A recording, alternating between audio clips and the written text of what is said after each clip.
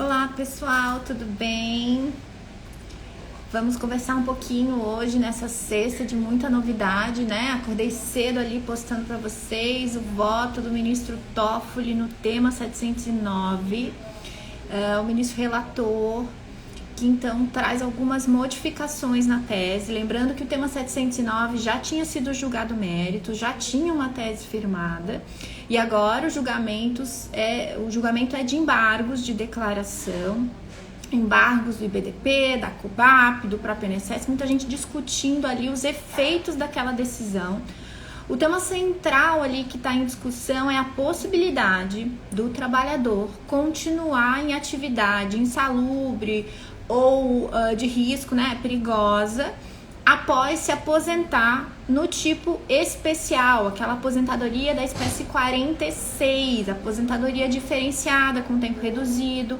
Essa aposentadoria ela existia antes e depois da reforma, ela continua existindo, né? A gente tem aquela dos 25, 20 ou 15 anos de atividade. Pós-emenda constitucional 103, a gente começa a falar em idade ou pontos além do tempo de contribuição, mas antes é 25 anos, que é o mais comum, né? Os tipos de atividades mais comuns de poder se aposentar antecipado. Aposentadoria especial, então, entra em discussão no STF depois de um julgamento de inconstitucionalidade do artigo pelo TRF da 4ª.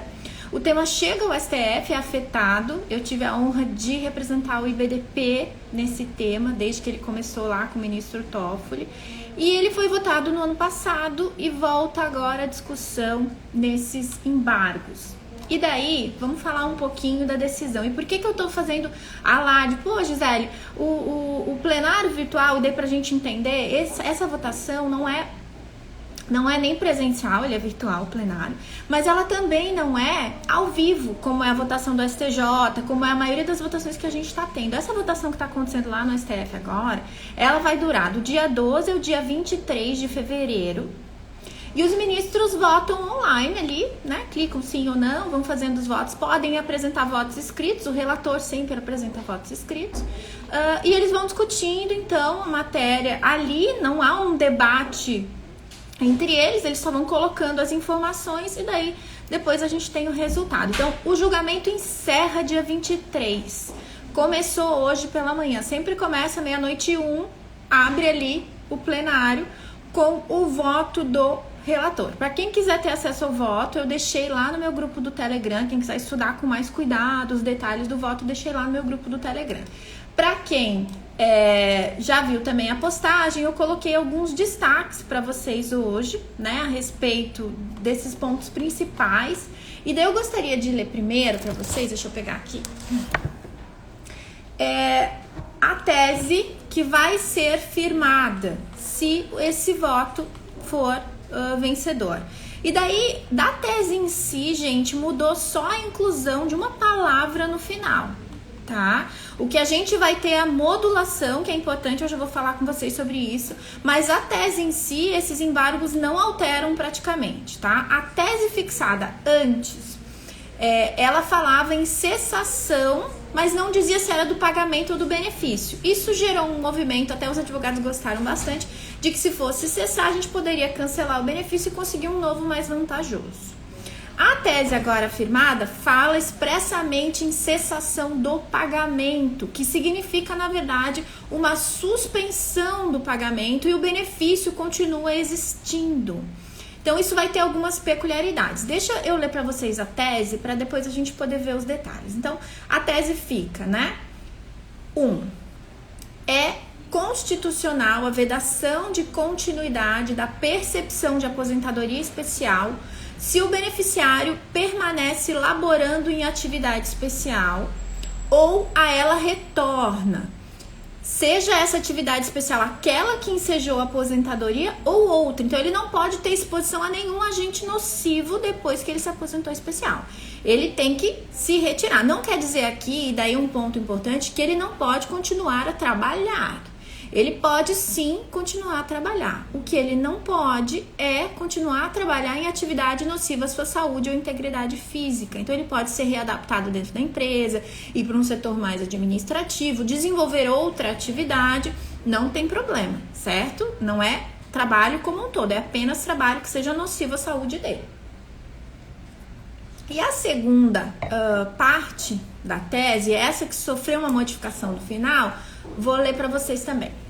Nas hipóteses em que o segurado solicitar a aposentadoria e continuar a exercer o trabalho especial, a data de início do benefício será a data de entrada do requerimento, remontando a este marco, inclusive os efeitos financeiros. Aqui é um ponto muito importante, certo? Eu já vou explicar um pouquinho mais. Efetivada, contudo, seja na via administrativa, seja na via judicial, a implementação do benefício, então a concessão da aposentadoria, uma vez que a aposentadoria é concedida, não interessa aonde, uma vez verificada a continuidade ou retorno do trabalho, do labor nocivo, e aqui é a mudança, né? Cessará o pagamento do benefício previdenciário em questão. Então, o que a gente tem? Primeiro, né? Primeiro ponto. Eles declararam constitucional, sim, o parágrafo 8º do artigo 57. E daí nos embargos ele renova isso, porque havia uma discussão nos embargos ali falando que por causa da MP que deu origem a essa limitação, que haveria uma inconstitucionalidade até de origem desse artigo, ele disse não.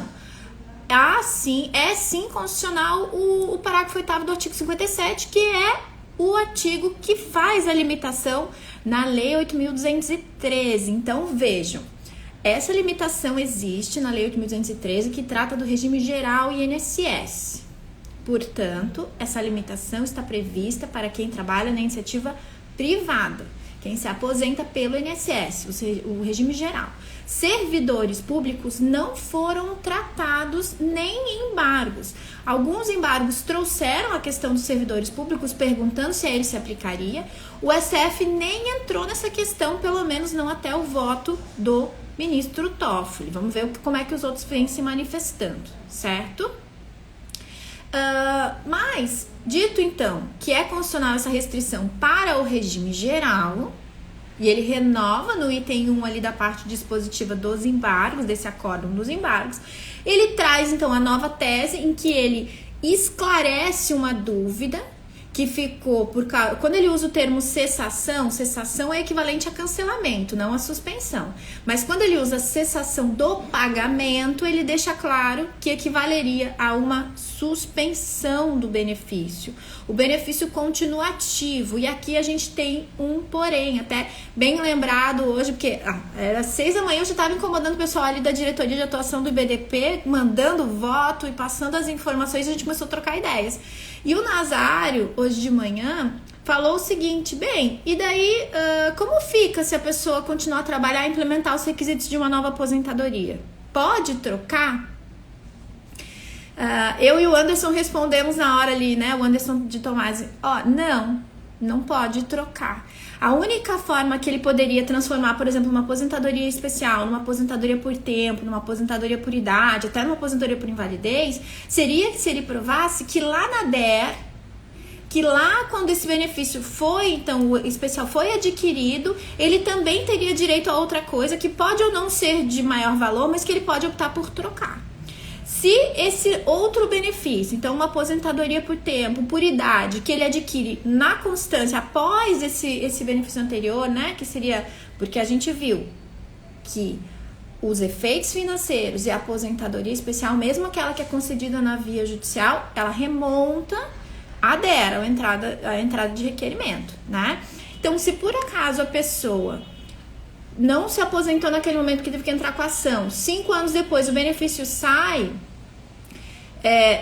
para ele, né, o benefício foi concedido na via administrativa, ele vai ter que considerar se ele cumpre os requisitos lá atrás. Senão, a gente entra em outras discussões. Se o benefício não foi nem implementado, dá para eventualmente discutir, eu quero só receber os atrasados e quero o benefício daqui para frente, ou eu consegui um outro benefício na via administrativa, enfim. Mas a questão principal é, quem conseguiu o benefício na via administrativa, continuou a trabalhar, implementou os requisitos para outros e agora quer trocar porque o outro não tem limitação, não pode. Que isso seria desaposentação. E a desaposentação, o STF disse que não pode até que esteja prevista em lei.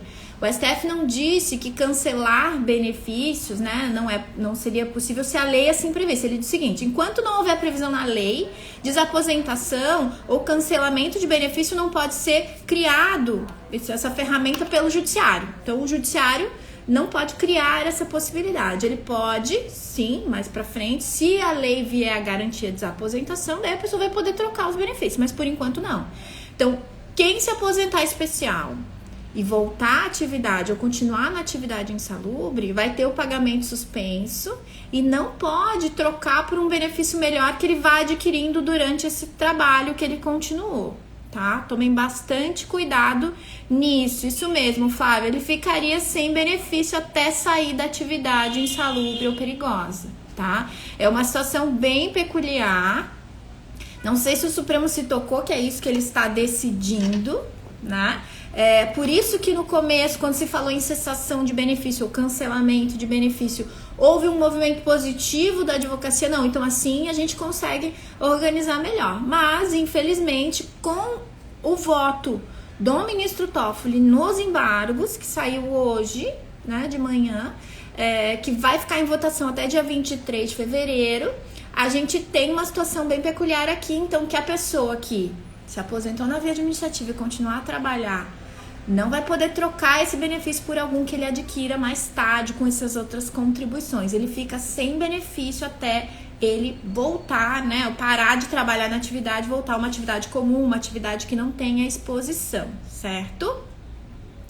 Mas o que foi legal desses embargos, apesar desse ponto que não é positivo, o que foi legal desses embargos e que era objeto dos 3 embargos, na verdade, né, é a questão da modulação. E a questão da modulação, primeiro, se falou, né? Olha, esclarecendo, quem tem direito adquirido por uma sentença judicial, e aqui na 4ª Região a gente teve muito processo com esse tema, quem tem direito adquirido por uma sentença, um acordo, enfim, algum trânsito em julgado, até a data do julgamento, ele coloca, né? Então, até 23 de fevereiro, que é quando termina o julgamento. Por isso que eu botei uma data futura na minha...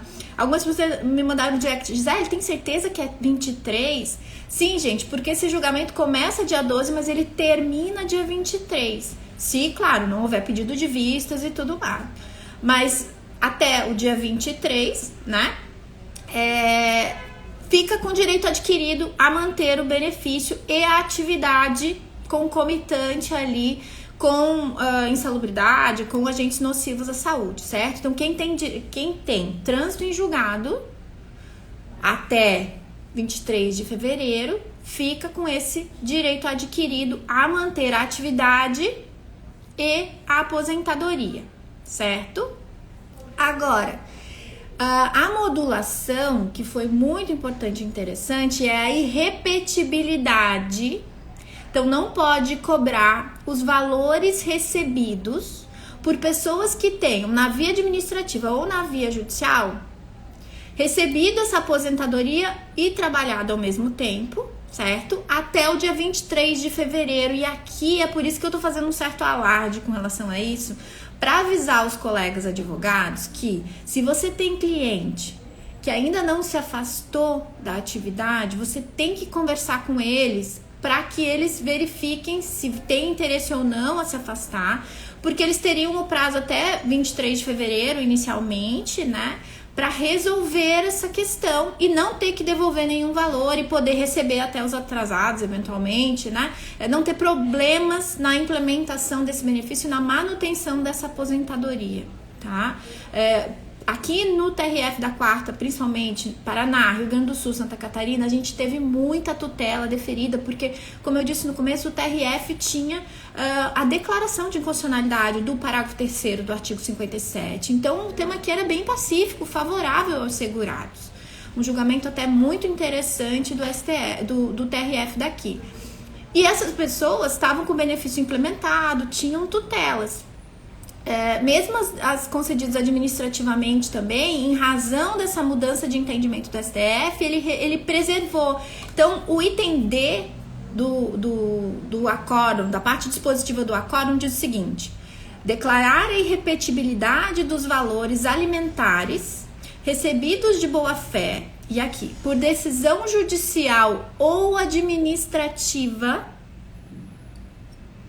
até a proclamação deste julgamento. E daí, como eu falei, julgamento, se terminar, se correr tudo certo ali, como está previsto no plenário, seria 23 de fevereiro. Então, sim, Karen, também as deferidas administrativamente não haveria possibilidade de cobrança.